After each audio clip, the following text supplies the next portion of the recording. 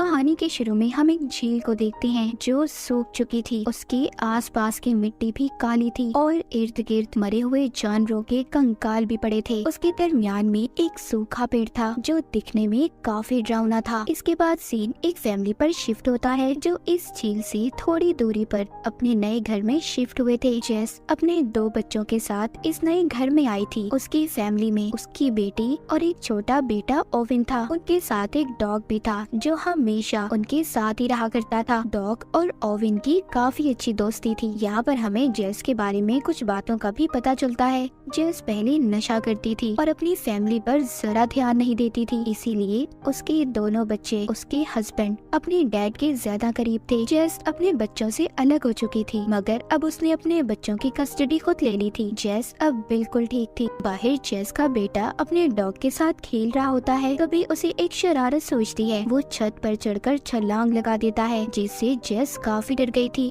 वो अपने बेटे ओविन को मना करती है क्योंकि वो नहीं चाहती थी कि किसी भी लापरवाही की वजह से उसके बच्चे उससे अलग हो जाएं। ओविन जेस से अब माफी भी मांगता है। जब ये अंदर जा रहे थे तभी हम डॉग को देखते हैं जो खड़ा जंगल की तरफ देख रहा था। न जाने उसे क्या नजर आ रहा था। वो जोर जोर से भौंकता है पर इस बात पर कोई ध्यान नहीं देता। उसी दिन रात को जब ये सो रहे थे तब भी डॉग बैठा लगातार जंगल की तरफ देख रहा था जो काफी अजीब बात थी। पर तब भी जेस उस पर ध्यान नहीं देती और सोने चली जाती है। अगले दिन जेस अपने बच्चों को अपने हस्बैंड के घर छोड़ती है। तभी उसका हस्बैंड उसे एक एनवेलप देता है जिसको जेस नहीं खोलती और अपनी जॉब पर चली जाती है। जेस एक हॉस्पिटल में नर्स थी। वो जाकर अपनी दोस्त से मिलती है, फिर एक मरीज से जिसका दुनिया में कोई भी नहीं था और वो औरत जिंदा नहीं रहना चाहती थी। पर जेस उसको बहुत समझाती है, कहती है देखो मेरी बात मानो, जिंदगी बहुत कीमती है। जिसके बाद हम जेस के बच्चों को देखते हैं जो घर वापस आ गए थे और आकर मछलियाँ पकड़ने उसी झील के पास जाते हैं जो हमने कहानी के शुरू में देखी थी। पर जब दोनों उसकी ऐसी हालत देखते हैं तो परेशान हो जाते हैं क्योंकि वो झील सूख चुकी थी और डरावनी भी लग रही थी। पर तभी उधर उनका डॉग भागने लगता है और भागते भागते कीचड़ में फंस जाता है। ओविन और उसकी बहन दोनों उसकी मदद करते हैं। जब ये ऐसी हालत में घर जाते हैं जेस बहुत नाराज होती है। वो दोनों को डांटती है। जब ये रात को खाना खा रहे थे तो खाना ओविन को पसंद नहीं आता। जेस उसे कहती है बेटा प्लीज आज ये खा लो, कल मैं तुम्हें तुम्हारी पसंद का खाना दूंगी। अगली सुबह ये देखते हैं ओविन का डॉग जंगल की तरफ देखकर बहुत भौंक रहा था। इस बार तो भागकर वो जंगल में चला जाता है।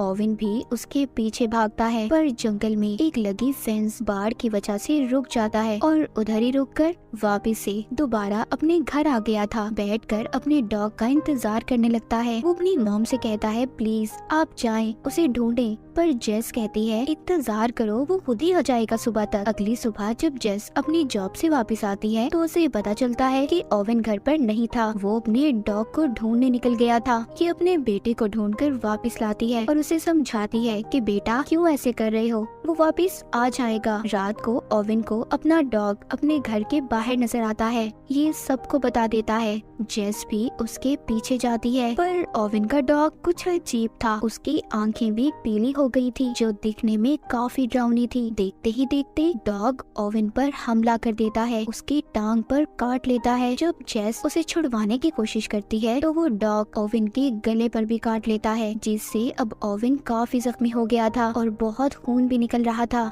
जेस उसको हॉस्पिटल लेकर जाती है। डॉक्टर उसका ऑपरेशन करते हैं। उधर जेस का हस्बैंड भी आ गया था जो उस पर बहुत गुस्सा करता है, बहुत चिल्लाता है, कहता है तुम्हारी वजह से ये सब कुछ हुआ है। जेस कहती है याद करो वो डॉग तुमने ही ओविन को दिया था। खैर ऑपरेशन के बाद ओविन की हालत बेहतर हो गई थी। उसको होश आ जाता है तो जेस उसको खाना खिलाती है पर ओविन को खाना पसंद नहीं आ रहा था। उसका जायका उसे अच्छा नहीं लग रहा था। जेस को ये लगता है शायद ये उसकी तबीयत की वजह से ऐसा है, पर ऐसा क्यों था, क्या हो रहा था ओविन के साथ, इसका पता हमें थोड़ी देर बाद ही चलेगा। अगले सीन में हम ओविन को देखते हैं जिसकी हालत अब ज्यादा खराब हो गई थी। उसके मुंह से झाग निकल रही थी। डॉक्टर्स को भी समझ नहीं आ रहा था कि उसके साथ हुआ क्या है, इसीलिए वो ओविन को बेहोशी का इंजेक्शन देकर उसका खून टेस्ट करवाते हैं, पर इनसे भी डॉक्टर को कुछ पता नहीं चलता। थोड़ी देर बाद ओविन को जब होश आता है तो वो उसी खून खून को पी जाता है जो उसे चढ़ाया जा रहा था। जेस ये देखकर काफी परेशान हो जाती है, पर इस बारे में वो किसी को कुछ नहीं बताती। अब ओवेन को खून ना मिलने की वजह से उसकी हालत और भी ज्यादा खराब हो रही थी, इसीलिए जेस उसको लगातार खून पिलाती है। ये खून वो हॉस्पिटल के ब्लड बैंक से चुराया करती थी। जब ओवेन घर जाता है तो जेस हॉस्पिटल से बहुत से खून के पैकेट चुरा कर ले आई थी। वो अपनी बेटी से छुपाकर ओवेन को खून पिलाती थी। एक दिन ओवेन की जरूरत हद से बढ़ जाती है, वो सारे के सारे पैकेट्स एक साथ ही पी जाता है। जेस जब ये देखती है काफी परेशान हो जाती है। उसे समझ नहीं आ रहा था कि आखिर उसके बेटे को हुआ क्या था। अब उसे हर जगह से खून मिलना भी बंद हो गया था, इसीलिए जेस अपने बेटे को जानवरों का खून पिलाना शुरू करती है। पर जानवर का खून पीते ही ओवेन की हालत खराब हो जाती है। जेस के पास कोई और रास्ता नहीं था, वो ओवेन को अपना ही खून निकालकर पिलाने लगती है।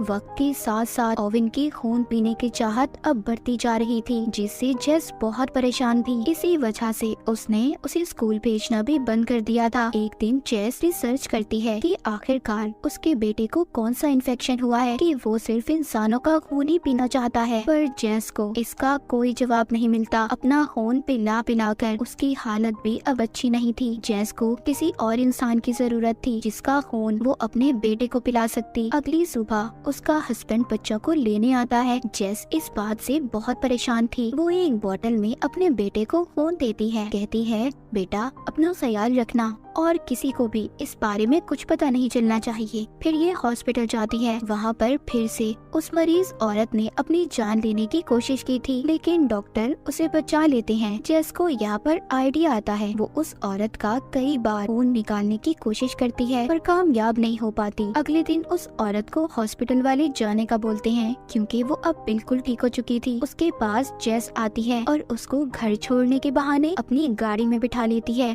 वो औरत कहती है तुम्हारी वजह से जेस मुझे जिंदगी की समझ आई कि कितनी कीमती होती है। पर वो बेचारी ये बात नहीं जानती थी कि जेस ही उसकी अब जान लेना चाहती थी। जेस उस औरत को बेहोश करके अपने घर के बेसमेंट में बांधकर बंद कर देती है और खून निकालने लगती है। जब उस औरत को होश आता है जेस उससे कहती है प्लीज मुझे माफ कर दें, ये मेरी मजबूरी है वरना मेरा बेटा मर जाएगा। जेस अपने बेटे के साथ अब काफी वक्त गुजारती थी। उसे स्कूल भी नहीं भेजती थी। जेस की बेटी को सब कुछ पता था पर फिर भी वो अपनी मॉम को कुछ नहीं कहती। एक दिन वो बेसमेंट को देखती है जहाँ पर ताला लगा हुआ था, इसीलिए जब जेस घर पर नहीं होती तो उसकी बेटी खिड़की से बेसमेंट के अंदर जाती है जहाँ पर वो उस औरत को बंधा हुआ देखती है जो काफी बुरी हालत में थी। जेस की बेटी उसे छुड़वाने की कोशिश करती है मगर तभी उधर जेस आ गई थी। उसकी बेटी उसे देखकर छुप जाती है। जेस भी समझ चुकी थी कि उसकी बेटी यहीं पर है। अब वो सारी बात अपनी बेटी को भी बताती है कि वो उसके भाई की वजह से ये सब कर रही है। वो भी ये सब बातें सुनकर जेस का साथ देने के लिए तैयार थी। जेस एक दिन जब बेसमेंट में उस औरत का खून निकालने जाती है तो वो औरत इस बार खुद ही खून देने के लिए तैयार थी, इसीलिए जेस उसको खोल देती है। पर इसी बात का फायदा उठाकर वो औरत जेस पर हमला करके भागने की कोशिश करती है।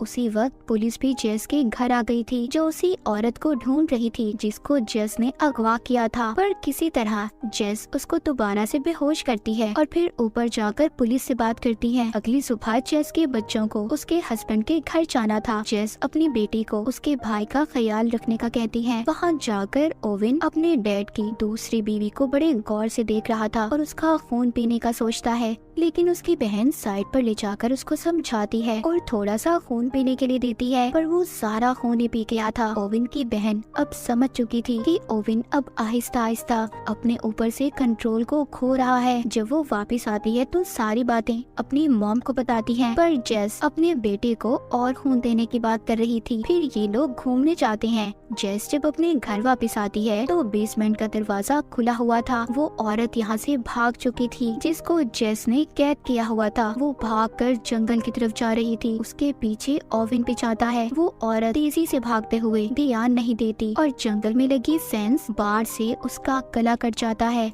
वहाँ पर उसके पास ओवन भी आ जाता है, बाद में जेस भी। पर जेस आकर अजीब सा नजारा देखती है। ओवन उस औरत का खून पी रहा था जो काफी डरावना था। जेस सबसे पहले उस औरत की लाश को छुपाती है। अगली सुबह जेस फिर से ओवन को अपना खून देती है, पर अब वो इस हालत में नहीं थी कि अपने बेटे को और अपना खून पिला पाती। लेकिन ओवन बार बार खून मांग रहा था। तभी उसके घर पर जेस का हस्बैंड आता है जो साथ एक ऑफिसर को लाया था, क्योंकि उसका कहना था कि जेस उनके बेटे को स्कूल नहीं भेज रही। दूसरी तरफ हम जेस की बेटी को देखते हैं जो उसी झील के पास जो पेड़ था उसकी तरफ देख रही थी। वो जब उस पेड़ के पास जाती है तो उसे कुछ अजीब चीजें नजर आती हैं। वो वापस आकर जेस को बताने की कोशिश करती है, पर जेस का हस्बैंड उसे बात नहीं करने देता और गवर्नमेंट ऑफिसर की मदद से दोनों बच्चों को अपने साथ ले जाता है। उनके जाने के बाद जेस फिर से अपना खून निकालने की कोशिश करती है ताकि वो अपने बेटे को खून पिला सके। उधर जेस के हस्बैंड के घर पर ओवन अपने डैड की दूसरी वाइफ के बेटे का खून पीने की कोशिश कर रहा था।